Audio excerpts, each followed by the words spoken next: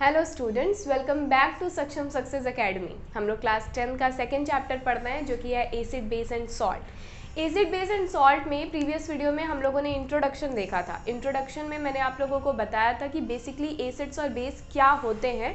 तो हम लोग बेसिक चीज़ क्या क्या समझ सकते हैं एसिड और बेस के बारे में। चैप्टर 3 पार्ट में क्लासिफाइड है। The first is acid, second is base and the third one is salt. Generally acid, base and salt ये तीनों ही कंपाउंड्स होते हैं, केमिकल कंपाउंड्स होते हैं। हम इन्हें एलिमेंट में कंसीडर नहीं कर सकते। कंपाउंड्स को जिन पार्ट में क्लासिफाई किया गया है वो 3 पार्ट एसिड, बेस और सॉल्ट है। तो एसिड और बेस ये दोनों ऐसे केमिकल्स होते हैं जो आपस में रिएक्शन करके सॉल्ट का फॉर्मेशन करते हैं। तो बेसिकली हम 2 पार्ट में इस पूरे चैप्टर को स्टडी करेंगे। The first part will contain about acid and base and the second part will contain about salts. Okay, so सबसे पहले मैं आज आप लोगों को एसिड्स के बारे में बताऊंगी कि एसिड्स एग्जैक्टली क्या होते हैं, उनकी कौन कौन सी फिजिकल प्रॉपर्टीज़ होती है, कौन कौन सी केमिकल प्रॉपर्टीज़ होती है, और फिर हम लोग डिटेल में नेक्स्ट वीडियो में बेस और बाकी सारी चीज़ों के बारे में पढ़ेंगे। फ्रेंड्स, एसिड जो होते हैं, एसिड्स वो सब्सटेंस होते हैं। सबसे पहली चीज़ तो ये क्लियर कर लो कि acids, base and salt these all are chemicals. ठीक है, या तीनों ही जो है कंपाउंड्स है। तो एसिड्स वो केमिकल कंपाउंड्स हैं जो कभी भी जब हम उन्हें वाटर के अंदर डिसॉल्व करते हैं, एक्वस सोल्यूशन में डिसॉल्व करते हैं, तो एक्वस सोल्यूशन में डिसॉल्व होने के बाद वो H पॉजिटिव आयन रिलीज करते हैं। ये एसिड्स हैं। इनिशियल टाइम पे जब एसिड को डिफाइन करने के लिए बोला जाता था, तो हम लोग जब छोटे रहते हैं तो हमारे सिलेबस में जब एसिड आता है तो हमें सिर्फ इतना रटा दिया जाता है कि acids are the substance which have sour taste, यानी जो खट्टे टेस्ट के होते हैं। और इनिशियल टाइम पे भी यही बताया जाता था कि एसिड्स ऐसे सब्सटेंस होते हैं जो खट्टे होते हैं, यानी सोर होते हैं। तो पहले लोग हर एक सब्सटेंस को टेस्ट करके देखते थे कि वो खट्टा है या नहीं। सो उस हिसाब से वो कैटेगराइज करते थे कि whether the substance is acid और बेस। लेकिन फिर धीरे धीरे आफ्टर सम टाइम ये क्लियर होने लगा कि हम ऐसे ही रैंडमली किसी भी चीज़ को उठा के टेस्ट नहीं कर सकते हैं, because may be that substance contain some harmful stuffs. ठीक है, तो हम ऐसे ही किसी भी चीज़ को उठा के टेस्ट नहीं कर सकते। इसलिए अरेनियस एक साइंटिस्ट थे।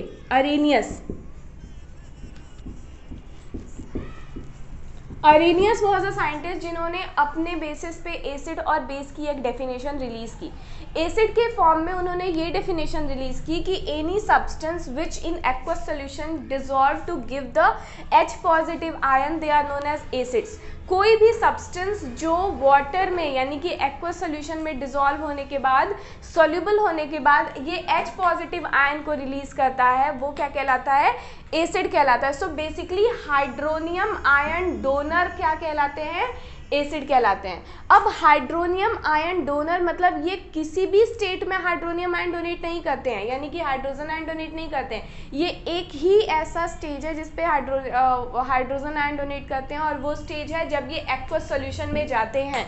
एक्वस सॉल्यूशन क्या होता है? जब हम इनको वाटर के अंदर डिसॉल्व करते हैं, वाटर के अंदर डिप करते हैं, तो ये किस में टूटते हैं? H पॉजिटिव आयन ये रिलीज करते हैं। अब देखो यहाँ पे फॉर एग्जांपल हम लोगों ने एक ग्लास लिया पानी का। ओके, अब इतना ध्यान रखो कि अगर ये बोला जा रहा है कि acids H positive ion donate करते हैं, तो इतना कॉमन सेंस रखो कि एसिड्स H हाइड्रोजन कंटेन करेंगे अपने अंदर। ठीक है, कुछ और करें ना करें, सबसे बेसिक चीज क्या कंटेन करेंगे? हाइड्रोजन कंटेन करें। सो अभी मैं ये नहीं बोल रही कि सारे हाइड्रोजन कंटेनिंग कंपाउंड्स एसिड है, ठीक है, लेकिन जितने एसिड्स होंगे वो अपने अंदर हाइड्रोजन जरूर कंटेन करेंगे, क्योंकि भाई जब हाइड्रोजन कंटेन ही नहीं करेंगे तो देंगे कहाँ से H पॉजिटिव, है ना। So every hydrogen containing compound जो है वो एसिड हो ना हो ये जरूरी नहीं है, लेकिन every acid must contain hydrogen with it. अब फॉर एग्जांपल मैं एक एसिड ले लूँ HCl हाइड्रोक्लोरिक एसिड मैंने ले लिया, और हमने एक ग्लास पानी ले लिया, और इस एक ग्लास पानी के अंदर मैंने हाइड्रोक्लोरिक एसिड को डाल दिया। अब पानी ऑलरेडी अपने अंदर क्या कंटेन किया हुआ है? H2O, यानी कि H पॉजिटिव और OH निगेटिव आयन कंटेन किया है। अब HCl भी हमने इसके अंदर डाल दिया। कैसे डालेंगे वो मैं अभी आगे बताऊंगी, उसके लिए परेशान नहीं होना। तो HCl डाल दिया। अब HCl डिसोशिएट होगा, पानी के अंदर जाने के बाद HCl डिसोशिएट होगा। डिसोसिएशन की प्रोसेस के लिए कोई ना कोई मीडियम चाहिए। एक्वस सॉल्यूशन मीडियम बन सकता है, इलेक्ट्रिसिटी मीडियम बन सकता है, सनलाइट मीडियम बन सकता है, हीट मीडियम बन सकता है। तो कोई ना कोई मीडियम चाहिए होता है डिसोसिएशन कराने के लिए। जब इस एक्वस सॉल्यूशन में हाइड्रोक्लोरिक एसिड जाएगा तो ये टूटेगा H पॉजिटिव में और Cl निगेटिव में। इन दो पार्ट्स में ये डिसोसिएट होगा, H पॉजिटिव में और Cl निगेटिव में। अब यहाँ पे H2O ऑलरेडी किस में डिसोसिएटेड है, H पॉजिटिव और OH निगेटिव में। ठीक, अब देखो हाइड्रोजन आयन की जो क्या कहते हैं उसको, डिजिट है या इसकी बोल सकते हैं कि क्या जो प्रेजेंस है वो ज़्यादा है। तो ये यहाँ से हमको प्रूव होता है कि जितने भी एसिड्स होते हैं वो वाटर में सॉल्युबल होने के बाद क्या देते हैं, H पॉजिटिव आयन रिलीज करते हैं। एक्वस सॉल्यूशन में डिसॉल्व होने के बाद H पॉजिटिव आयन देने वाले जो सब्सटेंस होते हैं, अभी ये ऐसे एसिड्स होते हैं जिनके फिजिकल प्रॉपर्टी की अगर बात किया जाए तो ये first of all they are sour in test. Acids क्या होते हैं, खट्टे टेस्ट के होते हैं, उनका टेस्ट अगर हम टेस्ट करें तो खट्टा होता है। सारे एसिड्स को हम टेस्ट नहीं कर सकते हैं, क्यों नहीं कर सकते हैं ये अभी मैं आप लोगों को बताऊंगी। ठीक है, इंडिकेट देखो, जब अरेनियस ने ये कॉन्सेप्ट दिया कि acids H positive ion release करते हैं और H पॉजिटिव आयन रिलीज करने वाले एसिड्स को अरेनियस एसिड्स के नाम से जाना जाता है, तो उस टाइम पे भाई ये हुआ कि ठीक है, हम मान लो कि हमें पता चल गया कि acid H positive ion release करता है, लेकिन हम जब कोई भी एसिड को पानी में डाल रहे हैं तो हमें वो दिखेगा थोड़े ना। How can we clarify that substance is acid और बेस? तो उस चीज़ के लिए इंडिकेटर्स का यूज़ किया गया उसके बाद से। तो इंडिकेटर्स जो है, हम लोग वैसे तो एक वीडियो में पूरा कंप्लीट इंडिकेटर के बारे में पढ़ेंगे, लेकिन अभी मैं यहाँ जनरल आप लोगों को बता दूँ कि इंडिकेटर्स ऐसे सब्सटेंस होते हैं जो एसिड और बेस को डिटरमाइन करते हैं। हमारे पास जो सब्सटेंस है वो एसिड है या फिर बेस है, ये हम लोगों को किससे पता चलता है, इंडिकेटर से पता चलता है। ओके, अब देखो इंडिकेटर्स बहुत सारे तरीके के होते हैं। एक बहुत ही कॉमन इंडिकेटर है लिटमस पेपर, जो एसिड की सेकेंड फिजिकल प्रॉपर्टी को कैरी करता है। एसिड जब भी लिटमस पेपर के साथ रिएक्शन करता है तो एसिड ब्लू लिटमस पेपर को रेड में कन्वर्ट कर देता है। There are two colours of litmus paper, one is red and second is blue. तो ब्लू लिटमस पेपर को रेड में कौन कन्वर्ट कर देता है, एसिड कन्वर्ट कर देता है। एसिड इलेक्ट्रिसिटी कंडक्ट करते हैं when it dissolve with aqueous solution, यानी मैं फिजिकल प्रॉपर्टीज की बात कर रही हूँ। एसिड्स इलेक्ट्रिसिटी कंडक्ट करते हैं कब, जब वो एक्वस सॉल्यूशन में डिसॉल्व होते हैं। तो देखो ध्यान दो कि एक्वस सॉल्यूशन में डिसॉल्व होने के बाद एसिड क्या हुआ, आयोनाइज हुआ, डिसोसिएट हुआ। किस में, आयंस में, पॉजिटिव और निगेटिव आयंस में डिसोसिएट हुआ। और पॉजिटिव और निगेटिव आयंस में डिसोसिएट होने के बाद ये एसिड जो है वो इलेक्ट्रिसिटी कंडक्ट करने लगता है, because we all know that electricity conductance require medium.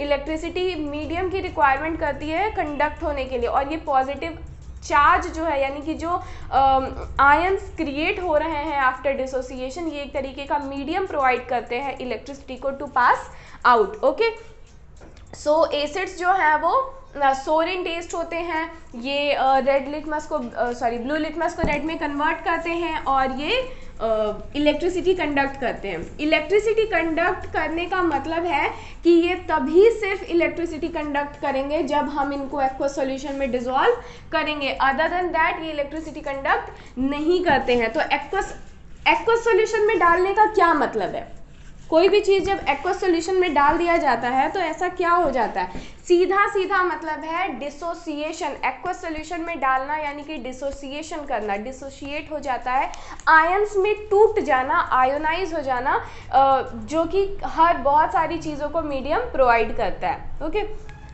Now classifications देखते हैं हम एसिड के। एसिड को first of all on the basis of hydrogen ion concentration,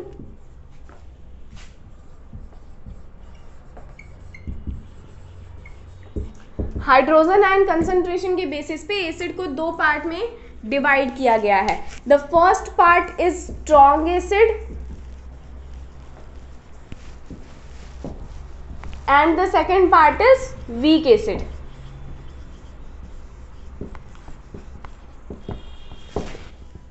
okay, first is strong acid and second is weak acid. इन दो parts में acid को classify किया गया है। अब स्ट्रॉन्ग एसिड क्या है और वीक एसिड क्या है, आप लोग वर्ड से समझ गए होंगे कि स्ट्रॉन्ग एसिड यानी ऐसे एसिड्स जो स्ट्रॉन्ग हो, ठीक है, और वीक एसिड्स यानी ऐसे एसिड जो वीक हो। बिल्कुल सही है। स्ट्रॉन्ग एसिड और वीक एसिड का ये मतलब है कि एज फर्स्ट ऑफ ऑल हम स्ट्रॉन्ग एसिड देखते हैं, ऐसे एसिड जो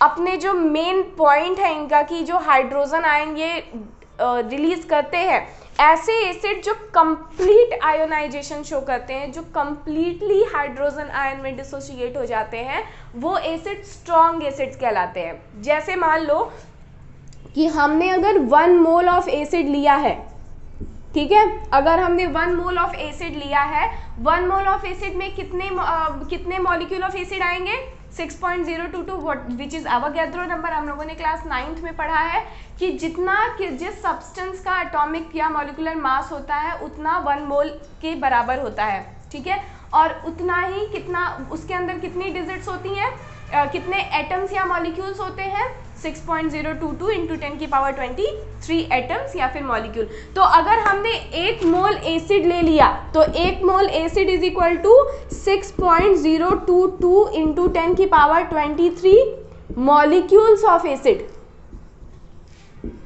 मॉलिक्यूल्स ऑफ एसिड। बात समझ में आई?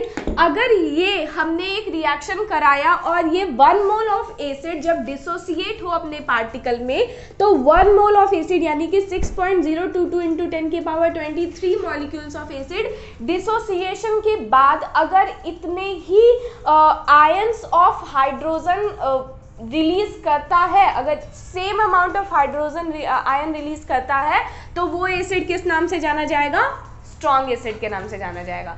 बात समझ में आई? मतलब कंप्लीट डिसोसिएशन, जितना हमने रिएक्टेंट में डाला था अगर उतने हाइड्रोनियम आयन रिलीज हो रहे हैं तो वो एसिड्स किस नाम से जाने जाएंगे, स्ट्रॉन्ग एसिड्स के नाम से जाने जाएंगे। एंड वाइस वर्सा, अगर हमने 1 मोल ऑफ एसिड लिया है यानी कि 6.022 इंटू 10 की पावर 23 मॉलिक्यूल ऑफ एसिड अगर हम लोगों ने लिया है और हम इसका डिसोसिएशन करा रहे हैं, तो अगर same amount of molecule same amount of ion of hydrogen dissociate release नहीं हुआ है, उससे कम हुआ है, तो वो एसिड क्या कहलाएगा, वीक एसिड कहलाएगा। यानी पार्शियल डिसोसिएशन, इनकम्प्लीट डिसोसिएशन जहां होता है वो एसिड्स वीक एसिड्स कहलाते हैं, और कंप्लीट डिसोसिएशन जहां होता है वो एसिड्स स्ट्रॉन्ग एसिड्स कहलाते हैं। बात क्लियर हुई? तो बात हमें समझनी किस चीज से है, 1 मोल ऑफ एसिड से समझनी है। फॉर एग्जाम्पल अगर हम लोगों ने ले लिया है 1 mole of hydrochloric acid, 1 mole of hydrochloric acid, तो 1 मोल ऑफ हाइड्रोक्लोरिक एसिड अपने अंदर कितना मॉलिक्यूल कंटेन करेगा, 6.022 इंटू 10 की पावर 23 मॉलिक्यूल कंटेन करेगा। और जब हम इसका डिसोसिएशन कराते हैं H पॉजिटिव और Cl निगेटिव में, जब ये टूटता है तो ये भी उतना होना चाहिए, ये भी उतना, यानी कि कंप्लीट डिसोसिएशन होना चाहिए। जब कंप्लीट डिसोसिएशन हो जाता है तो that acid is known as strong acid, और जब कंप्लीट डिसोसिएशन नहीं होता है यानी कि पार्शियल डिसोसिएशन होता है तो that acid is known as what, weak acid. Clear बात? ये है स्ट्रॉन्ग एसिड और वीक एसिड। तो on the basis of this hydrogen ion concentration acids are considered into 2 parts which is strong and weak. Second देखते हैं किस basis पे हम लोगों ने एसिड को क्लासीफाई किया है। सेकेंड है on the basis of presence of water, यानी पानी के प्रेजेंस में एसिड को किन किन 2 पार्ट्स में क्लासीफाई किया गया।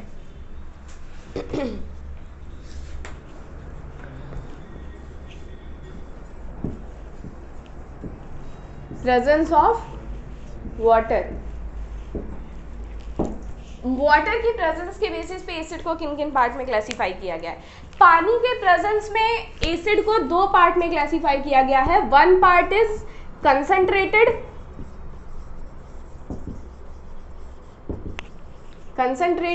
And second part is dilute.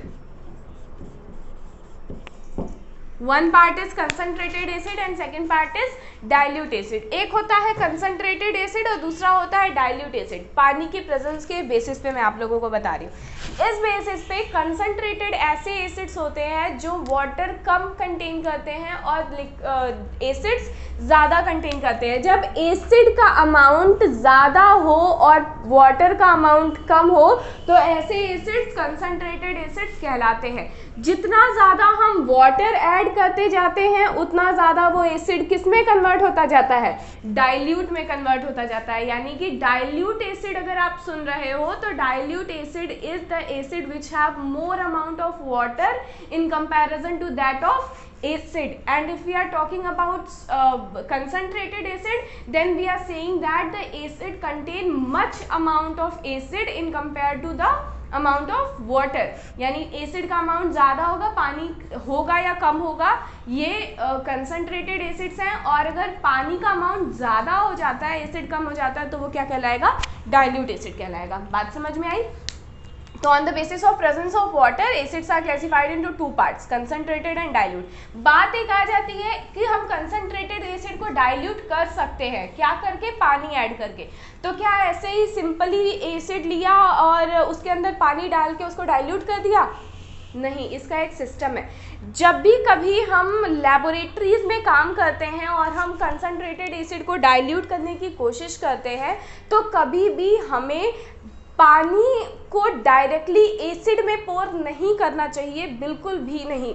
It is so dangerous.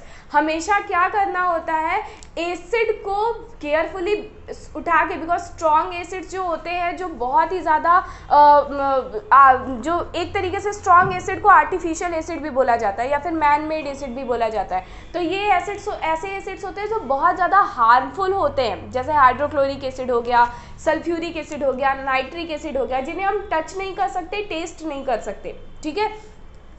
Weak acids जैसे ऑर्गेनिक एसिड्स हो गए, नेचुरल एसिड्स हो गए, जो बेसिकली अपने अंदर कार्बन कंटेन करते हैं। जैसे हम फल खाते हैं, नींबू हो गया, टमाटर हो गया, इमली हो गया, ये सारी चीज़ें, दही हो गई, ये सारी चीज़ें अपने अंदर एसिड्स कंटेन करता है। हमें ये खट्टे लगते हैं, ठीक है, तो ये वीक एसिड है जिन्हें हम खा सकते हैं, टच कर सकते हैं। ओके, सो जब भी कभी हम एसिड को पानी में डाइल्यूट करने की कोशिश कर रहे हैं तो एसिड को केयरफुली पकड़े और उसे ड्रॉप बाय ड्रॉप किसी ऐसे कंटेनर में डालें जिसमें पानी भरा हो।